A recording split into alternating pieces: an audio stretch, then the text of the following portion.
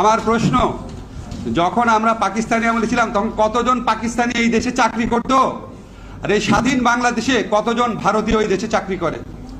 আমরা পত্রিকায় পড়ি 26 লাখ ভারতীয় চাকরি করে। বাংলাদেশের ছেলেরা চাকরি পায় না, রাস্তায় রাস্তায় ঘুরছে, আর ভারতে সেখানে চাকরি করছে।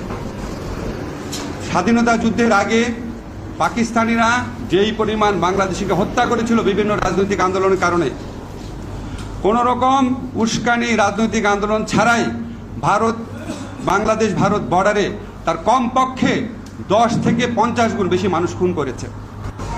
স্বাধীনতার পূর্বকালে বাংলাদেশ এই অঞ্চলে যখন নির্বাচন হতো, 70-এর নির্বাচন, সেই নির্বাচনে পাকিস্তানি শাসক গোষ্ঠী কোন রকম হস্তক্ষেপ করে নাই। যদি করতো তাহলে তো বঙ্গবন্ধুর দল এরকম ভূমিধস বিজয় পেত না।